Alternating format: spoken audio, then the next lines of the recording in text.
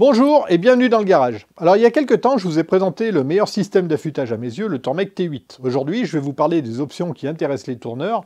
Et si vous n'êtes pas intéressé par le tournage sur bois, je vous invite à rester quand même, parce que la démo que je vais faire va vous montrer toute la puissance de la combinaison d'un touret Tormek et des accessoires optionnels. Vous en avez vu un aperçu dans la vidéo de la présentation du T8, mais là, c'est quand même le niveau au-dessus. J'avais terminé la vidéo en disant qu'un T8 pouvait paraître cher pour affûter quelques lames. J'ai avancé quelques arguments. Aujourd'hui, vous allez comprendre pourquoi j'ai investi dans un T8. Et investi, c'est le bon terme. Il existe donc des dispositifs destinés aux tourneurs sur bois. Ces dispositifs sont disponibles dans un kit global, mais bien entendu, vous pouvez aussi les acheter séparément. Si vous êtes tourneur et que vous avez acheté un T8, je sais que vous avez acheté ce kit, parce que ce qu'il contient est une petite révolution pour les tourneurs. Les autres, vous allez vite comprendre de quoi je parle.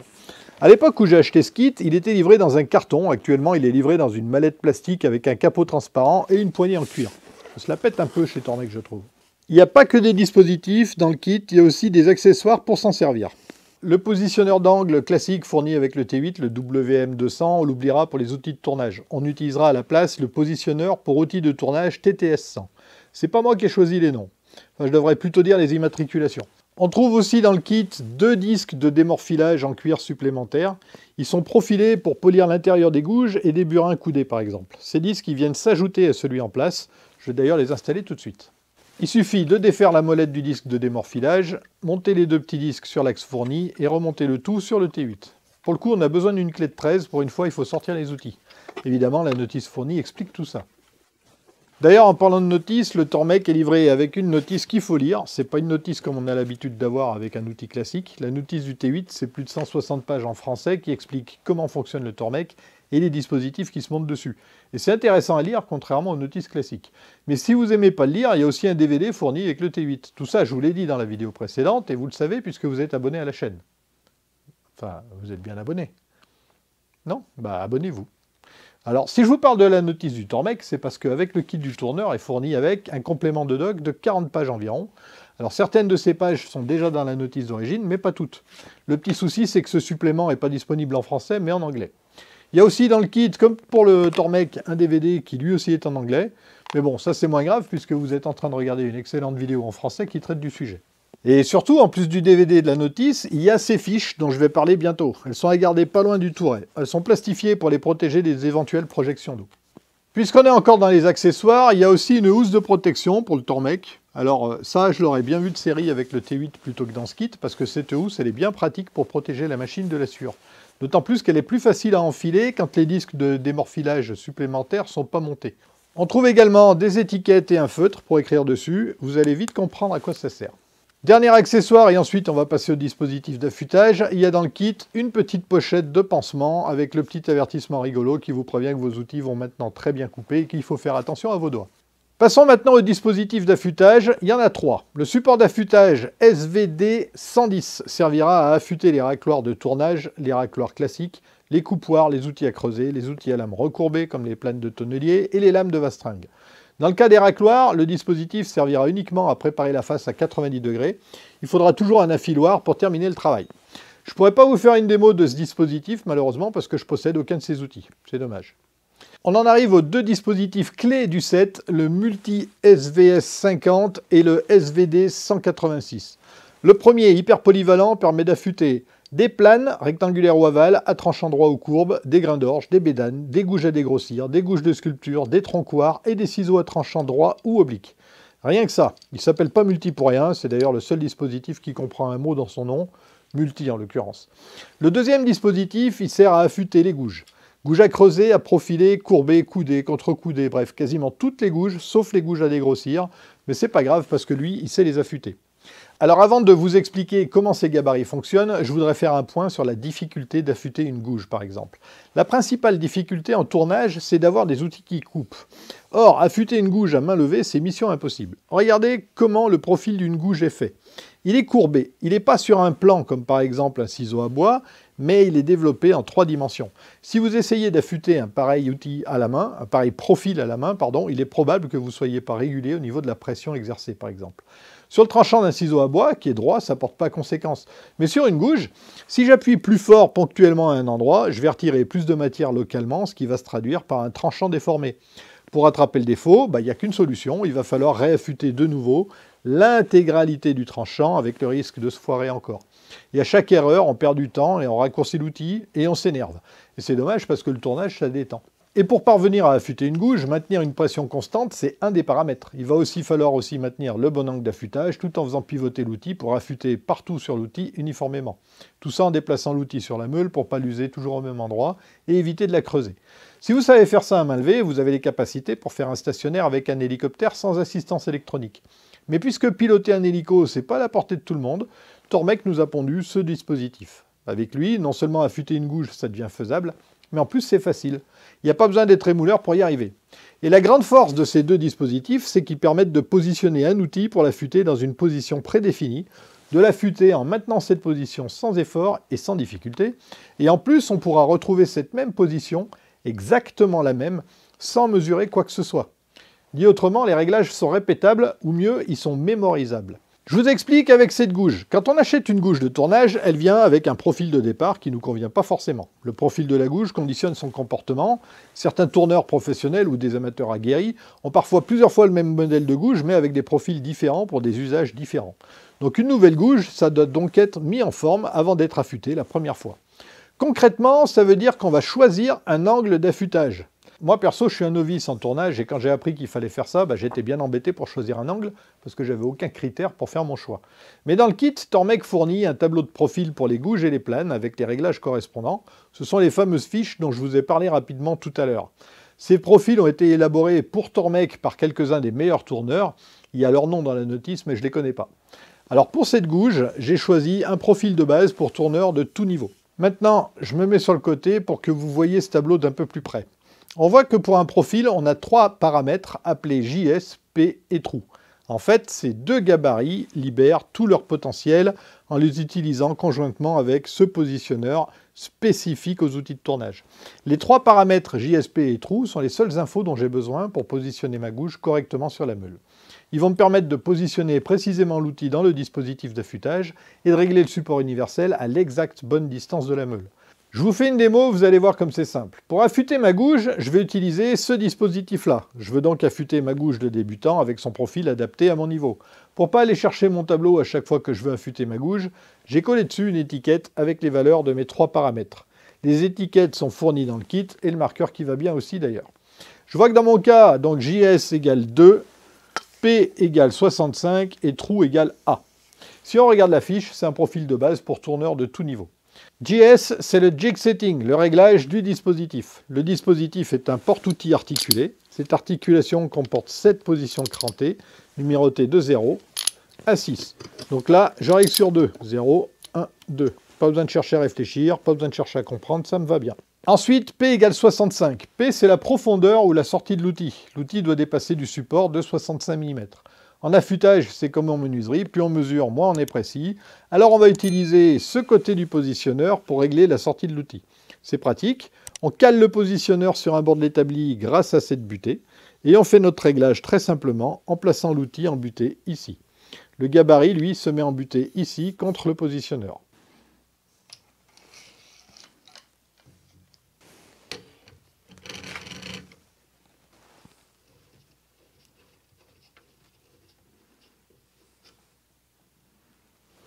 J'ai réglé mon dispositif, positionné mon outil. Il me reste à régler la position du support universel. Je vais utiliser le positionneur pour ça. Le troisième paramètre, c'est trou égale A. Il y a deux trous sur le positionneur, A et B. Donc je passe le support universel dans le trou A et je positionne le support d'affûtage de manière à ce que les deux roulettes sur le positionneur ici soient sur la meule et tournent avec la meule.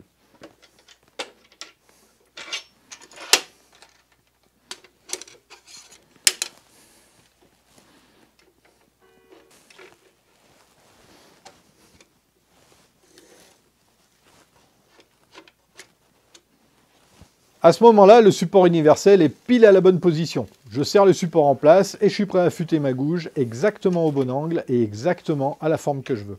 Du coup, ça va aller très vite parce que je vais enlever que très peu de matière et à chaque fois, je fais qu'un affûtage d'entretien. Je passe un coup de marqueur sur le biseau pour vous montrer qu'on reproduit bien le même angle, mais avec cette technique de mémorisation d'angle d'affûtage, c'est complètement inutile de faire ça.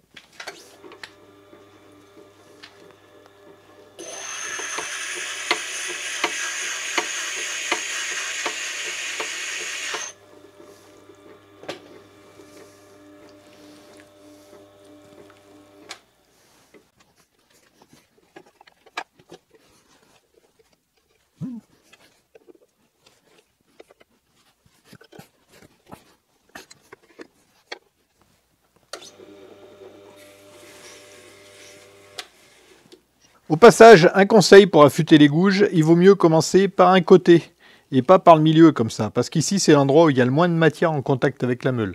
Il faut donc passer plus de temps sur les côtés de la gouge que sur le centre. Et bien sûr, il faut passer le même temps des deux côtés de la gouge. Alors regardez bien le biseau bleu.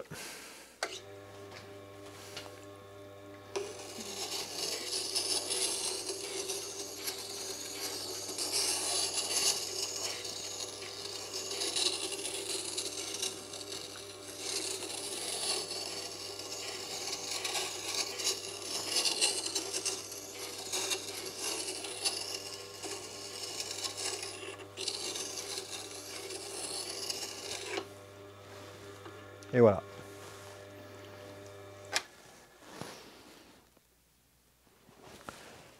Je vérifie que je sens le morphile partout. Et ben voilà, c'est déjà bon. Je vais faire quand même une passe fine, grain 1000.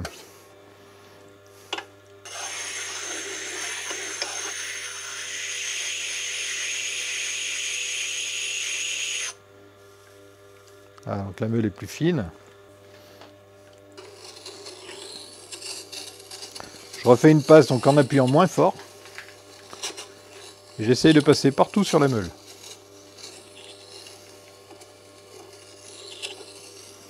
Et je passe plus sur les côtés qu'au centre. Voilà.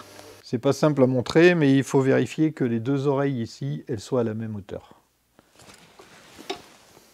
Tant qu'on en est là, on peut faire un truc sympa avec ce dispositif. On peut arrondir le talon ici. Ça peut être utile sur une gouge pour faciliter le creusage d'un bol, par exemple.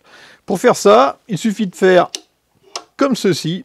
Et le dispositif est prêt à réduire le talon très simplement. Je ne vais pas le faire parce que j'en ai pas encore l'usage, mais sachez que c'est possible de le faire. L'étape suivante de l'affûtage, c'est le démorphilage. Je vais démorphiler tout aussi précisément que j'ai affûté en utilisant le positionneur sur le disque de démorphilage pour régler le support universel. Je vous recommande de ne pas sauter l'étape du démorphilage, la gouge ne coupera que mieux, donc le fini du bois sera meilleur et l'affûtage tiendra plus longtemps. En plus, on a l'équipement qui va bien, donc il ne faut pas se priver. Quand vous voyez les gens couper un bout de papier d'un coup, c'est que la lame est affûtée, mais aussi que le morphile est supprimé. Je vous ai montré ça quand j'ai fait la démo de l'affûtage d'un ciseau à bois dans la vidéo sur le T8. Si vous ne l'avez pas vu, c'est que vous n'êtes pas allé au bout de la vidéo, ou pire, que vous n'avez pas été averti de sa sortie. Et pour ça, il n'y a qu'un remède. Abonnez-vous à la chaîne et activez toutes les notifications. C'est important. Un dernier coup dans la flûte de la gouge pour fignoler, en faisant attention de ne pas trop appuyer. Et voilà, c'est terminé. Bon, on a beau faire attention à chaque fois. Il y a toujours un risque. Ça coupe.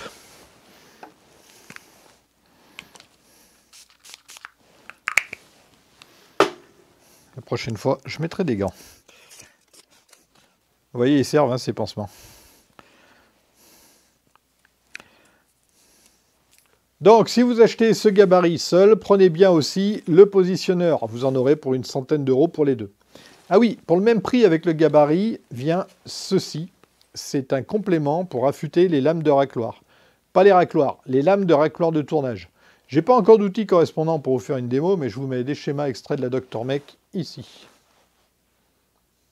Alors vous voyez, en termes de tournage, la méthode de Tormec permet d'affûter facilement des outils pas faciles à affûter, voire pas possibles à affûter sans matériel adapté. Même s'ils ne se ressemblent pas du tout, ces deux gabarits sont basés sur le même principe de fonctionnement. Je vais vous faire la démo de celui-là aussi, mais avant, je vais vous le montrer d'un peu plus près. Il y a un corps dans lequel on peut placer deux sièges différents. Celui-ci servira pour les ciseaux de tournage, comme les planes par exemple, de quelque sorte que ce soit. Plane droite ou arrondie, tranchant droit ou courbe. Cette plane, par exemple, elle a un tranchant droit, mais je ne l'ai pas encore mise en forme. Je ne vais pas la mettre en forme maintenant parce que c'est un peu long, mais je vais m'en servir comme support pour vous expliquer comment l'affûter.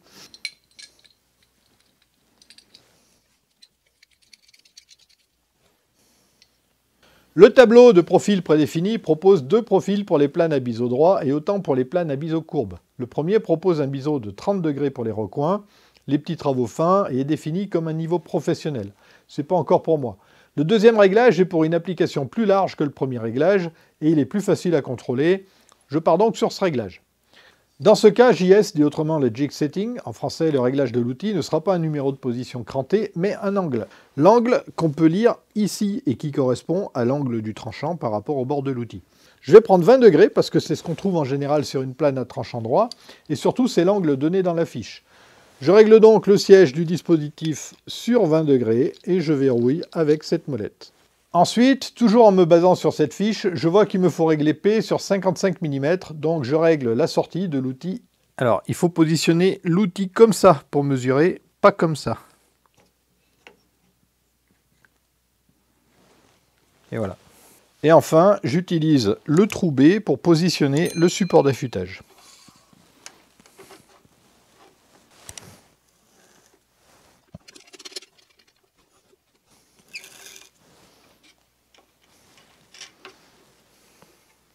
Quand j'aurai mis en forme cette plane, j'y collerai une étiquette sur laquelle j'inscrirai JS égale 20, P égale 55 et trou égale B pour retrouver à chaque fois le même réglage.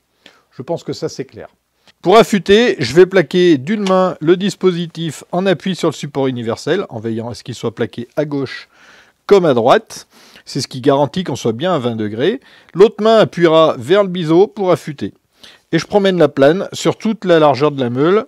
Ensuite, on retourne le dispositif et sans modifier aucun réglage, on affûte l'autre côté. Il faut juste faire attention à ce que les biseaux soient symétriques. Si ce n'est pas le cas, on rectifie un côté pour ramener le biseau au centre. Dans le cas d'un biseau courbe, il suffit de faire pivoter le dispositif en gardant le siège plaqué sur le support. C'est facile à faire. L'amplitude de l'inclinaison donne le rayon de courbure. Il ne faut pas pivoter excessivement, sinon le siège ne sera plus en appui sur le support universel. Dans le cas présent, on peut par exemple pivoter de 20 degrés.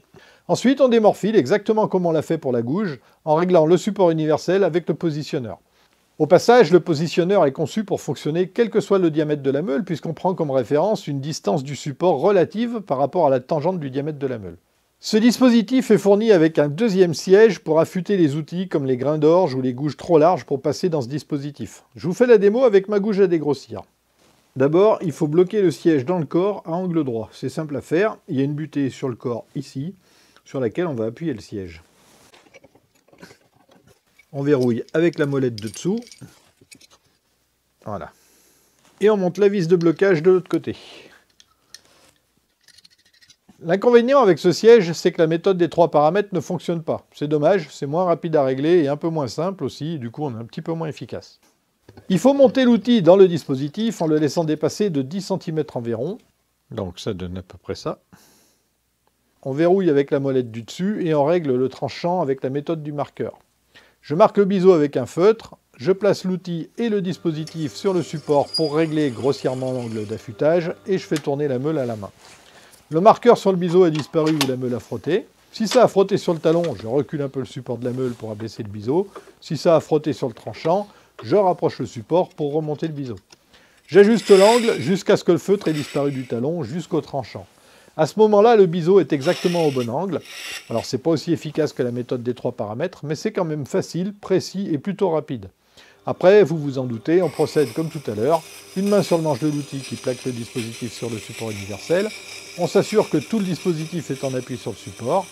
Pas comme ça. Pas comme ça. Comme ça.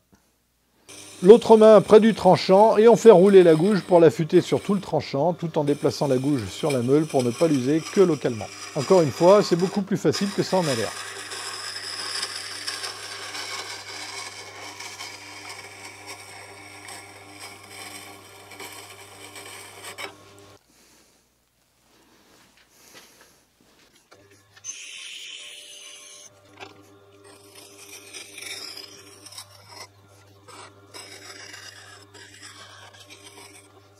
Quand on sent du bout des doigts le profil sur tout le tranchant, on démorphile. On peut utiliser le dispositif et le support ou le faire à la volée.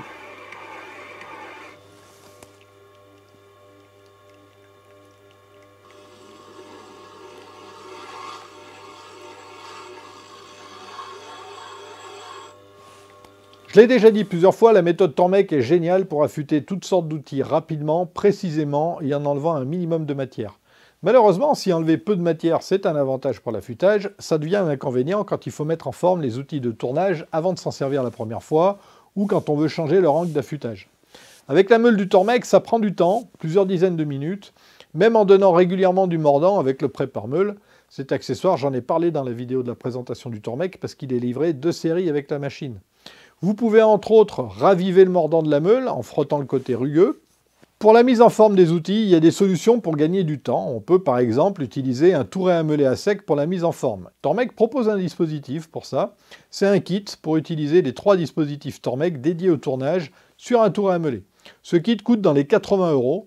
Perso, moi je crains toujours le risque de recuire mes outils, surtout les outils de tournage qui coûtent cher.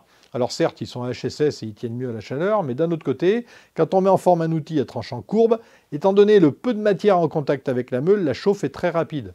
Donc si vous décidez de choisir ce kit, moi je vous conseille de dégrossir le travail au touret à meuler en y allant tout doucement et en trempant très souvent votre outil dans l'eau pour éviter la surchauffe qui sera fatale à la trempe de vos outils.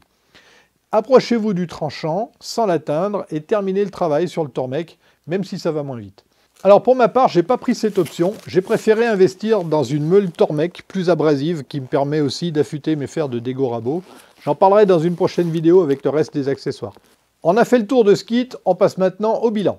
Je ne sais pas si vous vous rendez compte à quel point ce kit est top. Il fait passer l'affûtage d'une gouge, par exemple, de mission impossible à une formalité expédiée en quelques minutes.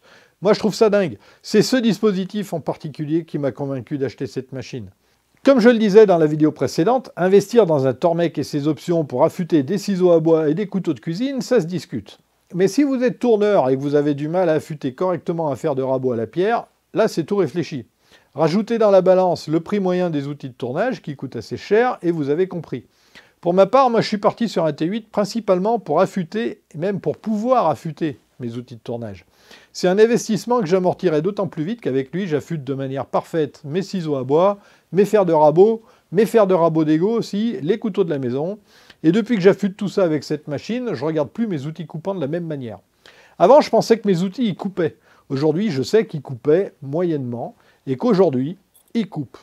Et quand je vous explique que l'affûtage est simple, rapide et précis, c'est vrai à tel point que j'affûte mes outils assez souvent. En fait, j'affûte mes outils dès qu'ils commencent à peine à s'émousser. On peut dire que je les affûte alors qu'ils coupent encore mieux que quand je les estimais coupants avant d'avoir un Tormek. Ce paramètre-là, le fait d'avoir des outils vraiment très coupants, on ne s'en rend pas compte quand on pèse le pour et le contre pour savoir si ça vaut le coup d'investir dans ce type de machine. Et c'est dommage parce que c'est vraiment un avantage de poids. Et c'est pour ça que je vous en parle. C'est vrai que quand j'ai écrit le script de cette vidéo, je me suis dit que vous pourriez penser que je me mets dans la peau d'un commercial de Tormek. On dirait un camelot de foire qui vend le gadget miraculeux dont a absolument besoin la ménagère. Et c'est pour ça que j'ai pris, comme à chaque fois, le temps nécessaire pour vous faire une démo du matériel la plus factuelle possible, pour que vous fassiez votre propre avis. C'est votre avis qui compte, pas le mien. Mais si vous voulez mon avis, les commerciaux de Tormek ont un métier facile. Encore une fois, si je devais trouver un défaut sur ce kit, je dirais le prix. Le kit TNT 808, c'est son joli nom, coûte un peu moins de 350 € quand même. Si on ajoute les 650 € du T8, on arrive à 1000 €, c'est un sacré paquet d'argent, surtout pour un amateur. Moi personnellement, j'ai pas de gros moyens, mais j'ai quand même investi dans ce matériel. J'ai fait un calcul tout simple. Si je mets dans la balance les frais d'affûtage de mes outils coupants, je ne vais pas amortir rapidement mon investissement. Mais j'ai aussi ajouté dans la balance un atout auquel on ne pense pas toujours. Grâce à ce système d'affûtage, j'ai pas besoin de mettre de l'argent dans des outils haut de gamme aux aciers hyper performants pour qu'ils coupent correctement et longtemps. Et l'argent que je ne mets pas là a financé en partie le Tormek. Le troisième élément mis dans la balance, c'est celui qui m'a convaincu d'acheter le Tormek. C'est le fait de rendre possible l'affûtage de mes outils de tournage, tout simplement. J'ai ajouté un autre élément dans la balance, même si ma décision était prise. Mes outils passent leur temps dans l'atelier et pas chez le rémouleur ou l'affûteur. Et quand on est un amateur comme moi qui travaille la journée et qui se détend le soir dans son garage quand les filles sont couchées, quand j'ai le temps d'aller chez l'affûteur, il est fermé. Et il y a un dernier paramètre dont je me rends compte aujourd'hui et qui du coup n'a pas pesé dans ma décision d'acheter ou pas un Tormek. Ce paramètre, j'en avais déjà entendu parler mais je n'en avais pas tenu compte parce que je le trouvais exagéré. Et pourtant, il est vrai, mes outils coupent aujourd'hui bien mieux que quand je les croyais bien affûtés avant. C'est ce que je vous disais tout à l'heure. Avant de posséder cette super machine, je ne pensais pas qu'un outil puisse couper aussi fort. En ayant été affûté par moi-même en plus. Donc je pensais que mes outils étaient affûtés correctement, mais en fait, ils ne l'étaient pas. Voilà, donc j'espère que j'ai été assez clair et que vous avez compris le potentiel de ce kit d'affûtage pour les tourneurs. Je vais vous faire encore une ou deux vidéos pour vous présenter les autres dispositifs d'affûtage, les meules et les accessoires Tormek. Je vous ferai la démo du dispositif pour affûter les couteaux et celui des fers de dégo puisque j'ai la chance de les avoir. Donc si ça vous intéresse, abonnez-vous et activez la notification. Je vous mets dans la description de la vidéo un lien affilié si le kit de tournage vous intéresse, en passant par ce lien pour faire vos achats chez mon partenaire Outils des Pros. Ça ne vous coûte rien de plus, mais Outils des Pros participe au financement de cette chaîne grâce à vos achats. Vous n'êtes pas obligé d'acheter que le kit ou le kit, d'ailleurs, vous faites ce que vous voulez. C'est le moment de lâcher des commentaires et des likes, et pourquoi pas des merci si vous avez particulièrement apprécié cette vidéo. Les merci sont à côté des likes, et ils vous permettent de m'offrir un café, par exemple. Quand vous aurez fait tout ça, filez à l'atelier, et s'il fait trop froid pour ça, allez voir une des vidéos qui apparaissent ici, là ou par là. Je vous souhaite de bons bricolages, et je vous dis à la prochaine dans le garage. Bisous!